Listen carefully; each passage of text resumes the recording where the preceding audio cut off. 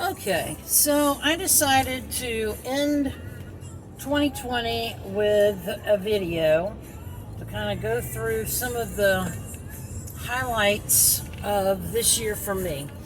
Um, and to go ahead and note that my final meal for 2020 just happened to be Chinese. Decided that I needed to go get something to eat because I hadn't eaten since 2. So Chinese just sounded like the thing to do. And now I'm headed home. So I'm only going to talk as long as it takes me to get to the house. Um, if you want to watch the whole thing, great. If you don't want to watch any of it, great. Doesn't matter, really. This is more for me, so it'll pop up a year from now. But anyway, so 2020, what did 2020 bring for me? Because everybody wants to look at the negatives of 2020, and of course focusing on financial issues as well as COVID, and all the new things that we're having to do, all the extra measures. And granted, that is a big part of what impacted everybody for 2020. But there's got to be some good in there somewhere. So, in going back and taking a look, I can't go as far back as January or February because, quite honestly, I don't remember anything significant happening in those 2 months. And if there was something significant that I'm forgetting about, and somebody remembers anything particular, by all means, shoot me a message about it, and that'll jog my memory. But anyway, I will say that even though March rolled in with COVID, and March became the month that everybody had to quarantine, and we shut down the schools and everything else, it was a blessing in disguise for me because I had to move, and I had 30 days given to me by Century 21 in Hinesville to get moved out completely because the owner of the home I'd been renting was wanting to sell it. So that was a blessing in disguise because it gave me time away from work that I wouldn't have been able to have otherwise, and I was able to get everything packed up, and with help of some other friends that also were not working, we were able to get me moved. I was able to locate a place, thanks to Catherine Howell, and my rent has gone down by $250 a month from what it was in Hinesville. I'm so close to work that technically I could ride a bike if I really wanted to. And so, those things right there are some positives. Then the fact that I was blessed with really good neighbors.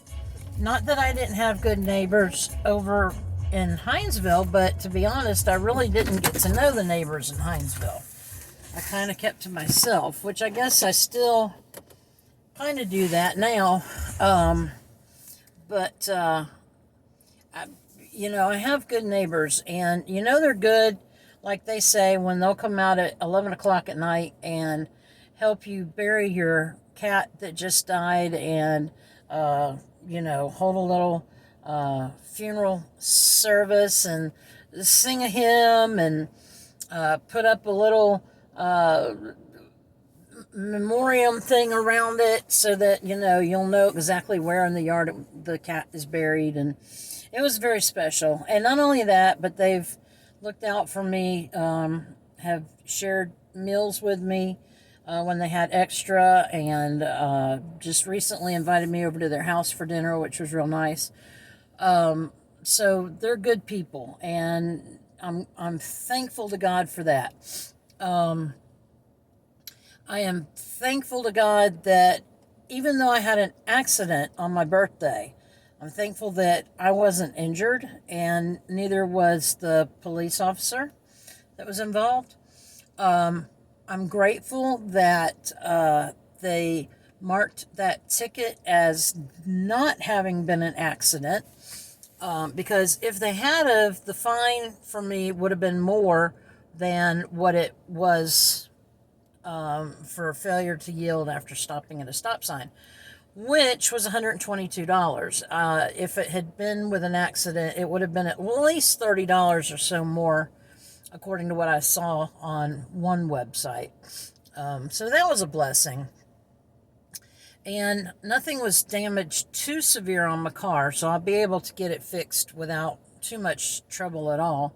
I also am grateful because 2020 saw me actually win the championship in my fantasy football league. I've been doing this for years, and I always pay $50 to be in on it. I always play in hopes of winning something. And this year I actually beat everybody. And so I scored a nice little bonus in my bank account of $400. So that was really cool. Golly, there's so much more. New grandson. Have a new grandson. He's healthy. He's beautiful. Love that little guy immensely. Even though I had COVID, I didn't have it severe like so many other people have had. And though it probably would have helped me lose weight, I never did lose my sense of smell or sense of taste like others have complained that they did. So I had a real mild case of it, and I pray that I don't get it again, because, you never know what it's going to be like the next go round.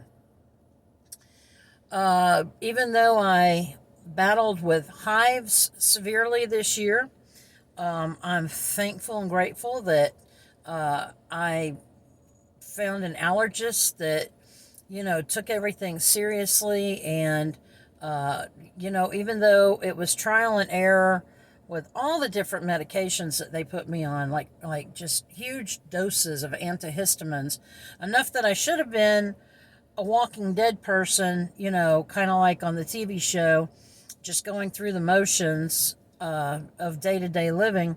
But yet, for some reason, my body tolerated the stuff and I didn't get overly tired. But it also didn't really help the hives. But I'm grateful to God that we were able to get me hooked up with this prescription for Xolair. I'm grateful to God that I qualified for the Xolair reduced price program or whatever, so that I only have to pay $5 a month for 2 shots, which that in itself is also a huge blessing. Gosh, again, there's just so much more that I could thank God for from this year. Family, Randy and Teresa, the engagement, I think, was this past year. I couldn't tell you what date it was, but it's because it's not significant to me. But I know they remember very well. Their wedding, on the other hand, in May is going to be significant to me. And gosh, it's just been a great year, folks. It really has. So I encourage you, as my final little note here or whatever, and yes, I know I'm real quirky, but those of you that know me love me, and you know that this is how I am. I just encourage you to look back at 2020 and try to find the good that happened, because there's good in there somewhere. There has to be. Everybody can't have 365 days of just crap. That just doesn't happen, okay? I don't care how down and destitute one might think they are, there's always something positive that took place. And when you figure that out, thank God for it. I mean, really take the time to thank God for it. And with that being said, I'm home now. I'm ready to get out of the car. So to all my family and all my friends, I'd like to say that I wish you a very peaceful and happy new year. I pray that everybody gets a peaceful night's sleep and that we aren't kept up half the night with people shooting off fireworks. And I pray that, this coming year will be even better than 2020.